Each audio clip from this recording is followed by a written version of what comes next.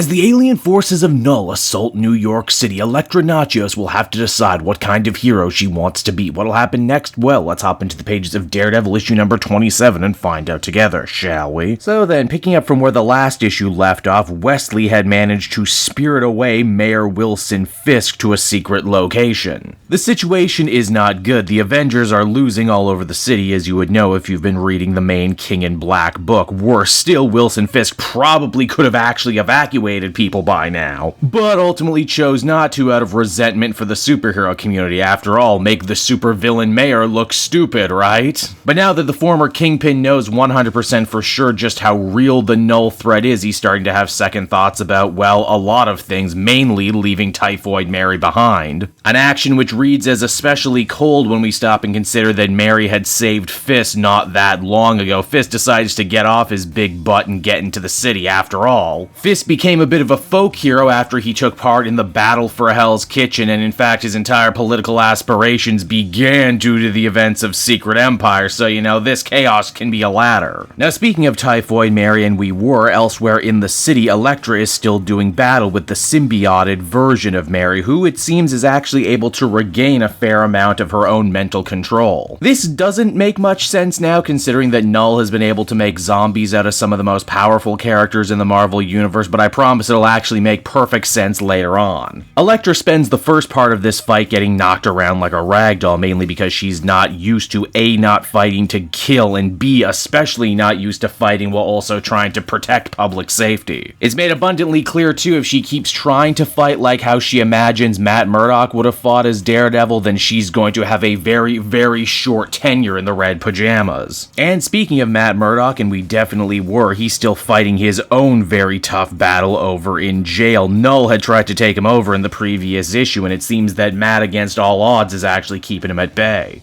As Knull says, there's maybe only been a handful of people across the entire universe who have actively been able to resist his mind control, either because they exhibited some amazing sort of religious faith or were completely crazy. Take your pick on which one Matt falls into. Personally, I think it's a little a column A and a little a column B. Matt actually manages to gain enough control over his own body to help try and save a bunch of the officers in the prison from the other symbiote monsters. In fact, there comes a point in the big battle where Daredevil could very easily have just walked out of the prison if he wanted to, a fact of which the other criminals can't exactly make heads or tails of, but weirdly respect him for. Now, as we've established all throughout King in Black, these new Knull symbiotes aren't weak against all the same stuff the old ones were, so fire won't work, sound won't work, but electricity will. So when it comes to trying to banish Knull from his head, Daredevil decides to roll the dice on something rather creative but also incredibly crazy. He puts himself in the chair, old Sparky. Hey, wait a minute. Do New York prisons still kill people via electric chair, or is this just a big old anachronism? Knull makes one last great attempt to try and turn Matt Murdock to his side, join with him and be forever powerful. Escape this prison and become a true god, but obviously Matt has no time for any of this. He's in jail because he wants to be, because he wants to get the weight off his soul the right way. And as far as the concept of forever goes, Matt also says forever's not nearly as long when you have faith by your side. So there's one Daredevil being able to overcome the odds, but what about the other? Well, as Elecktra said, she needs to stop playing this Matt's way and start playing it her way. Typhoid Mary is clearly out for her blood and no one else is, and has seemingly made a deal with the voice of Knull inside her head, so if Elecktra was willing to play dead, then Mary's mission would seemingly be done and she would fall back to being just another drone. Again, playing dead isn't exactly heroic, but then again, this is where Elecktra lives. And if there's one nice consolation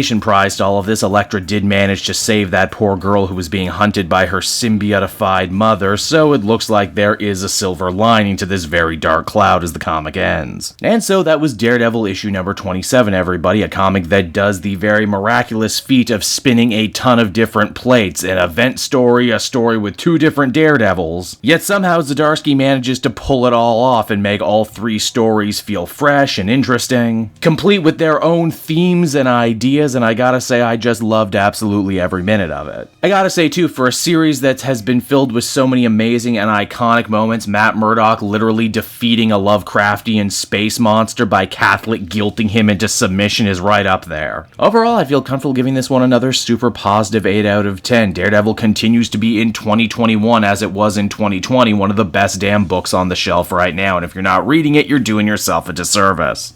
Hey there everyone, it's your old pal Cave Jewel, and if you're seeing me right now, that means you watched to the end of the video, which I am very appreciative of. It really helps drive engagement and retention and all that other good YouTube stuff. So does liking and commenting. Wink wink. If you like my content too, you should check out my Patreon page. We just redid all the tiers, so there's a ton of great rewards. You can become a patron for as little as $1 a month, and well, it would just really help me out. It's never expected, but always appreciated. So until next time everyone, I've been Cape Joel, and I will see you next time. Bye-bye.